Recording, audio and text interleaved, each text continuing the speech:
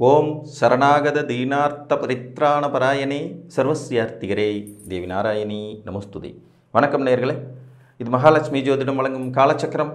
உங்கள் அன்பு ஜோதிடர் ஸ்ரீராம்ஜி பேசுகிறேன். அனைவரும் நலமுடன் இருக்கிறீர்களா? நன்றாகத்தான் இருப்பீர்கள், நன்றாக இருக்க வேண்டும். இன்றைய காணொளியில் நாம் காண இருப்பது தனித்த குரு நன்மையா தீமையா, இதன் தலைப்பு. இயற்கை சுவர்களில் முதன்மையானவர் குரு பகவான். இவர் பார்க்கும் இடங்கள் அனைத்திலும் நன்மைகளை தர கடமைப்பட்டவர் ஆவார். இதெல்லாம் பொதுவாக சொல்லி வைக்கப்பட்டிருக்கிற விதி. அதில் நிறைய நுணுக்கங்களும் உள்ளுக்குள்ளே ஒழிஞ்சிட்ருக்கு.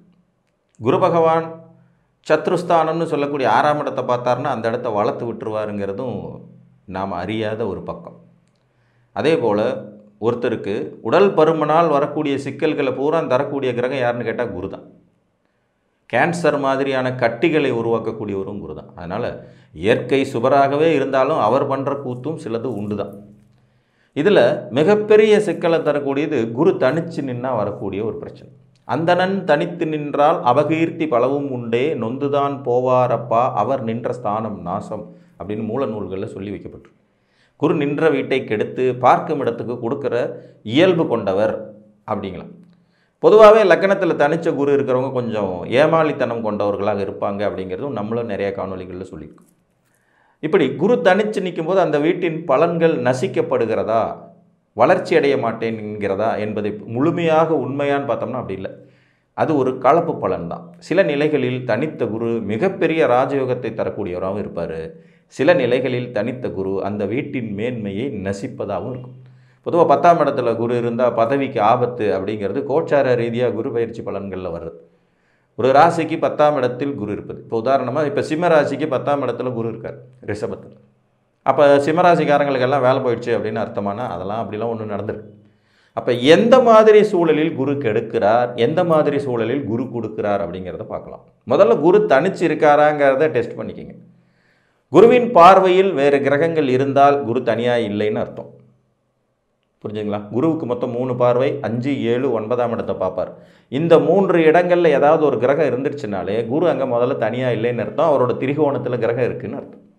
அடுத்து குருவை வேறு யாராவது பார்த்து விட்டாலும் குரு தனியாக இல்லைன்னு அர்த்தம். குரு பார்க்காமல் குருவை பார்க்கும் இயல்பு செவ்வாய்க்கும் சனிக்கும் உண்டு. செவ்வாய்க்கும் சனிக்கும் நிச்சயமாக உண்டு. குரு பகவான் இப்போ ஒரு உதாரணமாக சிம்மத்தில் குரு இருக்கார், விருச்சிகத்தில் சனி இருக்கார். இங்கே குரு சனியை பார்க்க மாட்டார், ஆனால் சனி குருவை பார்த்துட்ருப்பார். அதே மாதிரி சிம்மத்தில் குரு இருக்கார், ரிஷபத்தில் செவ்வாய் இருக்கார், அல்லது மகரத்தில் செவ்வாய் இருக்காருன்னு வச்சுக்கோங்க. இப்போ மகரத்தில் இருக்கிற செவ்வாய் 8ஆம் பார்வையால் குருவை பார்க்க முடியும், ரிஷபத்தில் இருக்கிற செவ்வாய் 4ஆம் பார்வையால் குருவை பார்க்க முடியும். அப்போ குரு திருப்பி அவரை பார்க்க முடியாது, ஆனால் குருவை இவர்கள் பார்ப்பார்கள். ஸோ இந்த 2 கிரகங்கள் எப்போவுமே குருவை பார்த்துட்டாங்கனாலும் குரு தனித்திருப்பதாக கணக்கே அல்ல. குருவுக்கு நேர் 7ஆம் இடத்துல இருந்து ஒரு கிரகம் பார்க்குதுன்னா அதை திருப்பி குருவும் பார்ப்பாருங்கிறதுனால அது சமசப்தம பார்வை அப்படிங்கிறதுல வந்துடும். அப்போ குருவால் பார்க்கக்கூடிய இடங்களில் வேறு கிரகங்கள் இருந்தால் குரு தனித்து இல்லை என்ற அர்த்தம்.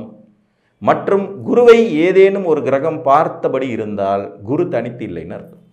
சரி, ஏன் தனித்த குரு கெடுதல் பண்ணுறார்? இந்த பாயிண்ட்டுக்குள்ளே போகும். பொதுவாகவே குரு ஒரு இயற்கை சுவர், அதிக ஒளி பிரகாசத்தை வெளிப்படுத்தக்கூடிய மிக பிரம்மாண்டமான ஒரு கோள்.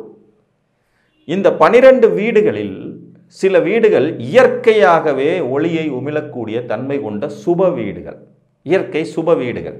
இயற்கை சுப வீடுகள் என்னென்ன இருக்குது? ரிஷபம், மிதுனம், கன்னி, துலாம், தனுசு, மீனம். இந்த 6 வீடுமே இயற்கை சுபர்களுடைய வீடுகளாகுது. இதில் சந்திரனுடைய கடக வீட்டில் சும்மாவே குரு உச்ச பவரை அடைவாருங்கிற போது அந்த வீடும் ஒரு இயற்கை சுப வீடாக மாறிடும். இந்த 5 சுப வீடுகள் இயற்கையிலே அது சுப வீடுகள். அங்கே குரு மாதிரியான கிரகம் போய் தனித்து உட்காரும்போது அந்த வீட்டின் சுபத்தன்மை ரொம்ப அதிகமாகும்.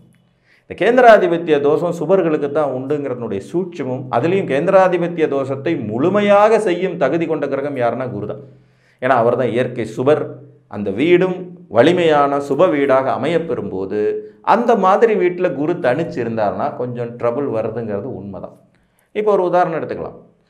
ஒரு மிதுன லக்ன ஜாதகம், மிதுன லக்ன ஜாதகத்துக்கு 10ஆம் வீட்டில் தனிச்சு குரு இருக்காருன்னு வச்சுக்கோங்க. ஆட்சி வலிமையோடு தனிச்சு குரு இருக்கார், குருவின் பார்வையிலையும் யாரும் இல்லை, குருவையும் யாரும் பார்க்கலையா, கண்டிப்பாக இது பாதிப்பு தான்.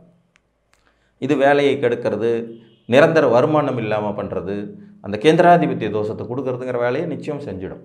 அதே நேரத்தில் இயற்கை பாவ வீடுகள் அப்படின்னு ஒரு 5 வீடு இருக்கு. மேஷம், விருச்சிகம், மகரம், கும்பம் மற்றும் சிம்மம். இந்த வீடுகளில் குரு தனிச்சிருந்தார்னா எந்த நெகட்டிவும் கிடையாது. அந்த வீடு நேச்சுராகவே இருள் வீடுகள். அந்த வீட்டில் ஒளி கிரகமான குரு போய் உட்காரும்போது இங்கே அவர் தனித்திருந்தாலோ அல்லது வேறு கிரகத்தின் பார்வையில் இருந்தாலோ இந்த அமைப்பை குரு தனித்து இருக்கிறார் என்கின்ற கணக்கில் எடுக்கவே கூடாது. இங்கே தான் நம்ம தோற்று போயிடுவோம். இப்போ ஒரு கும்பலக்கணம் இருக்கும், 10ஆம் வீட்டில் குரு தனித்து நிற்பார். அந்தணன் தனித்து நிற்கிறார், உங்களுக்கு அபகீர்த்தி, உத்தியோகமே கிடையாது, பதவியே கிடையாது, முன்னேற்றமே கிடையாதுன்னு சொல்லுவோம். அவர் பார்த்திங்கன்னா டாக்டர் ஆகி சூப்பராக சம்பாரிச்சிட்டு இருப்பார். என்னையா இருந்தாலும் ஜாதகம் சொல்கிறார், ஒன்றுமே புரியல, எனக்கு அப்படிலாம் எதுவுமே இல்லைங்களே அப்படிம்பார். இங்கே தான் அந்த வித்தியாசத்தை நீங்கள் புரிஞ்சுக்கணும். முதல் விதி, குரு தனித்து சுபர்களின் வீடில் இருந்தால் தான் இந்த சிக்கல். பாவர்களின் வீடில் இருந்தால் இந்த சிக்கல் இல்லை. இதை அப்படியே எடுத்துங்க.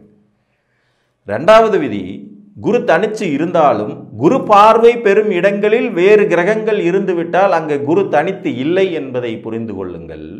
அதே போல குருவை மட்டுமே செவ்வாயோ சனியோ பார்த்து விட்டார்கள் என்றால், ஏன்னா இவங்க 2 பேரால் தான் குரு பார்க்காம அவங்கள பார்க்க முடியும். மற்ற கிரகங்கள் எதனாலையும் குரு பார்க்காம அவரை பார்க்க முடியாது. உதாரணமாக சூரியன், சந்திரன், புதன், சுக்கிரன் இந்த 4 பேருக்குமே நேர் 7ஆம் பார்வை மட்டும்தான் உண்டு. அப்போ குருவுக்கு நேர் 7ஆம் இடத்துல இவங்க இருந்தாங்கன்னா மட்டும்தான் குரு இவங்க பார்க்க முடியும். குருவும் இவங்களை திருப்பி பார்ப்பாருங்கனால விசேஷ பார்வைகள் கொண்ட சனியோ செவ்வாயோ குருவை அவர் பார்க்காமல் திருப்பி பார்த்து விட்டார்கள் என்றால், இப்போ கன்னியில் இருக்கிற குருவை மிதுனத்தில் இருக்கிற செவ்வாய் பார்க்க முடியும், கும்பத்தில் இருக்கிற செவ்வாயும் பார்க்க முடியும். அதே மாதிரி கன்னியில் இருக்கக்கூடிய குரு பகவானை தனுசில் இருக்கிற சனி பகவான் பார்க்க முடியும், கடகத்தில் இருக்கிற சனி பகவான் பார்க்க முடியும். மேலும் அவர் மீனத்தில் இருக்கும்போது சமசப்தமாகவும் பார்த்துருவார். ஆக குருவை வேறு கிரகங்கள் பார்த்தால் அவர் தனித்து இல்லை என்பதை அறிந்து கொள்ளுங்கள். மேலும் இயற்கை பாவ வீடுகளில் குரு அமர்ந்தார் என்றால் அது அந்தணன் தனித்து நின்றால் அவதிகள் பல உண்டுங்கிற விதியையே இல்லாமல் செய்துவிடும் தன்மை கொண்டது. புரிஞ்சுங்களா? ஒரு விருச்சிக லக்னத்துக்கு 10ஆம் இடத்துல குரு அமர்றது மாதிரி ஒரு சிறப்பு வேறு எதுவுமே இல்லை. இங்கே தனியாக தான் அவர் உட்கார்ந்துட்டு இருப்பார், சிம்மத்தில் உட்காந்துட்டு இருப்பார். ஆனால் அரசு அதிகாரம், பதவி, முன்னேற்றம், பூர்வீக தொழில்னால ஆதாயம், குழந்தைகள் பிறந்த பிறகு மிகப்பெரிய வளர்ச்சின்னு எல்லா பலனையும் வாரி வழங்கி கொடுத்துட்டு போயிடுவார். இங்கே குரு தனியாக இருக்காரு, உங்களுக்கு குரு திசை வரப்போகுது, ஒன்றுமே பண்ணாது அப்படின்னால எடுத்துக்கவே கூடாது. ஸோ எந்த இடத்தில் குரு இருக்கிறார் என்பதை பொறுத்தும், அவரை வேறு யாரேனும் பார்க்கிறார்களா என்பதை பொறுத்தும், குருவின் பார்வையில் வேறு கிரகங்கள் இருக்கின்றனவா என்பதை பொறுத்தும். இதையும் ஒரு உதாரணம் எடுத்துக்கலாம். இப்போ குரு கன்னியில் தனித்து நிற்கிறார், குரு கன்னியில் தனித்து நிற்கிறார். இப்போ அந்தணன் தனித்து நிற்கிறார் அப்படின்னு எடுத்துக்கலாம். இந்த குருவுக்கு 5ஆம் இடமான மகரத்திலோ 7ஆம் இடமான மீனத்திலோ 9ஆம் இடமான ரிஷபத்திலோ ஏதேனும் ஒரு கிரகம் இருந்தாலும் இங்கே குரு தனிச்சு இல்லை, அவருடைய ட்ரையாங்கிளில் வேற கிரகம் இருக்குன்னு. புரிஞ்சுதுங்களா? இந்த கணக்கை போடாமல் குரு தனிச்சு நிற்கிறாரு, அந்த இடம் பாழாயிடும், உங்களுக்கு அந்த இடத்தின் மூலம் நல்ல பலன்கள் கிடைக்காது அப்படிங்கிறத தயவு செய்து சொல்லாதீர்கள், அப்படி புரிந்து கொள்ளாதீர்கள். ஜோதிட சாஸ்திரத்தில் 2 விதமாக பலன்கள் கணிக்கப்படுகின்றன. ஒன்று, கடும் இருளடையும் வீடுகள் நமக்கு நன்மைகள் செய்ய தவறுகின்றன. இந்த கடும் இருளடையும் வீடுகள் என்ன? செவ்வாய், சனி, ராகு, கேது மாதிரியான ஆளுக போய் மொத்தமாக கூட்டாக போய் ஒரு இடத்துல உட்கார்றது, அந்த வீட்டு அதிபதி மிக மோசமாக பாதிக்கப்படுறது, அந்த வீட்டில் இருக்கிறதுலேயே பாவக்கோள்கள் எல்லாம் போய் கூடி கும்மி அடிக்கிறது, அது ஒரு விதி. அடுத்து, அதிக ஒளி பெறும் வீடுகளும் நமக்கு பாதிப்பை உருவாக்கும். நீங்கள் இருட்டிலையும் எந்த பொருளையும் பார்க்க முடியாது, அதீதமான வெளிச்சத்துலையும் எந்த பொருளையும் பார்க்க முடியாது. இது 2மே நேர் கான்ட்ரவைஸியான ஒரு விஷயம். இந்த அதீத ஒளியை தர்ற கிரகங்களில் குரு ஒரு முதன்மையானவர். ஒரு உதாரணம் எடுத்துக்கோங்க. இப்போ கடகத்தில் குரு இருக்கார் உச்சம், கூடவே பௌர்ணமிக்கு நிகரான சந்திரன் இருக்கார் பவர்ஃபுல், கூட சுக்கிரனும் இருக்கார், கூடவே புதனும் இருக்கார். யோசிச்சு பாருங்கள். இப்போ சுக்கிரனும் புதனும் அந்த இடத்துல இருக்க முடியாது, அது ஒரு ஜோதிட சாஸ்திர விதிப்படி வராது. ஏன்னா சந்திரன் பௌர்ணமி சந்திரனாக ஆகணும்னா முதல்ல புதனுக்கும் சுக்கிரனும் விட்டு 6 வீடு 7 வீடு தள்ளி போனால் தான் அது நடைமுறை சாத்தியம். சரி, புதனும் சுக்கிரனும் கடகத்துக்கு நேர் 7ஆம் இடத்துல இருந்தபடி அந்த இடத்த பார்த்துக்கிட்டு இருக்காங்க. ஆல்ரெடி குரு உச்சம், கூடவே பௌர்ணமி சந்திரன், புதன் சுக்கிரன் 2 பேர் பார்வையும் அந்த இடத்துல கிடைக்குதுன்னா, இப்போ இந்த இடம் அதீத ஒளித்திறன் வாய்ந்த வீடாக மாறுறதுனாலையும் சில நேரங்களில் அந்த ஜாதகத்திற்கு அந்த வீட்டினால் கிடைக்கக்கூடிய நற்பலன்கள் தடைபடும். நம்ம நிறைய காணொலிகளில் குருவும் சந்திரனும் சேர்ந்து 2ஆம் இடம் 7ஆம் இடத்துல இயற்கை சுபர்கள் வீட்டில் உட்காந்தாங்கன்னா திருமண வாழ்க்கை, சம்பாத்திய வலிமை கெட்டு போகிறதுன்னு பலன் சொல்லியிருக்கோம். இவங்க 2 பேருமே இயற்கையில் சுவர்கள், 2 பேரும் நண்பர்கள். ஆனால் இவங்க 2 பேரும் கூடி நிற்கும்போது பல வேளைகளில் சிக்கலையும் தரத்தான் செய்கிறார்கள்.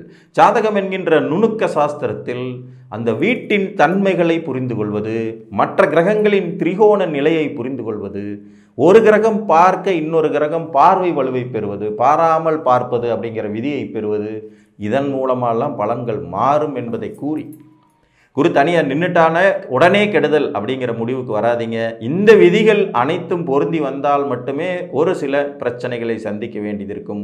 அப்படி இல்லாத பட்சத்தில் குரு பாவ வீடுகளில் அமர்வது, வேறு கிரகங்களின் பார்வையை பெறுவது, அதன் மூலமாக இந்த தனித்த தோஷம் என்பது நிவர்த்தியாகி நன்மைகளே கிடைக்கும் என்று கூறி, மீண்டும் ஒரு காணொலியில் உங்களை வந்து சந்திக்கும் வரை உங்களிடமிருந்து அன்புடன் விடைபெற்றுக் கொள்வது உங்கள் அன்பு ஜோதிடர் ஸ்ரீராம்ஜி. நன்றி, வணக்கம்.